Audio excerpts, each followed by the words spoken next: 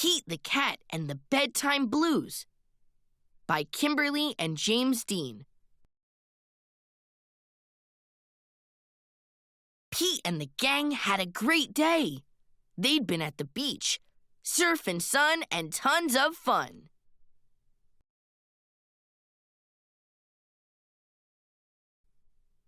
But when the sun went down, they didn't want the fun to end. Pete had an idea. Hey, how about a sleepover? More time for tons of fun. Groovy. Pete's place. Let's go.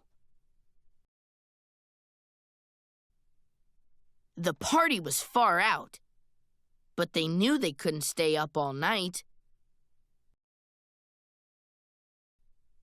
The gang decided it was time to say goodnight. On went the pajamas and out went the light. Good night, Gus. Good night, Alligator. Good night, Toad. Good night, Pete.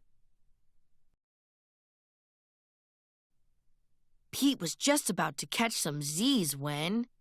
Clap! Clap! Clap! Who did that? Pete asked. It was me, said Grumpy Toad. I don't want to go to bed. I want to clap instead. Pete covered his head. This cool cat needs to go to bed. Good night, Gus. Good night, Alligator. Good night, Toad. Good night, Pete. Time to sleep.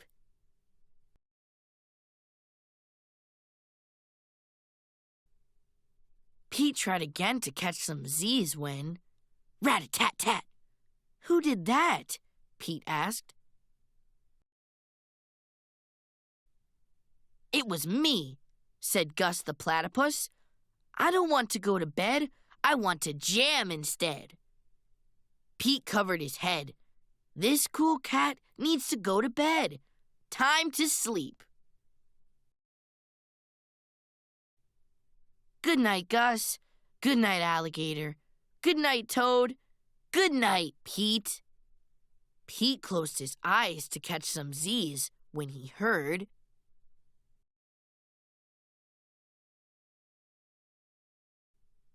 Munch, munch, munch! Pete had a hunch. It was Alligator. He was always up for eating. What could Pete do?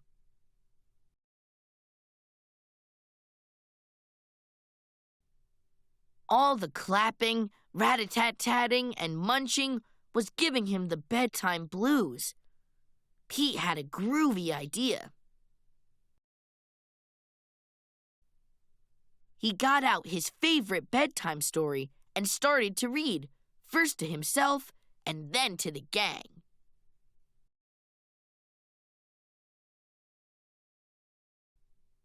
Pete noticed it was finally quiet. No more clapping, no more rat-a-tat-tatting, and no more munching. They all settled down. No one made a sound.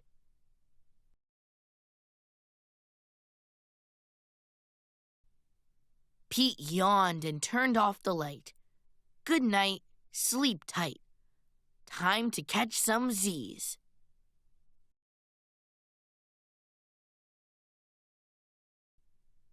Tomorrow was another day for surfing, sun, and tons of fun.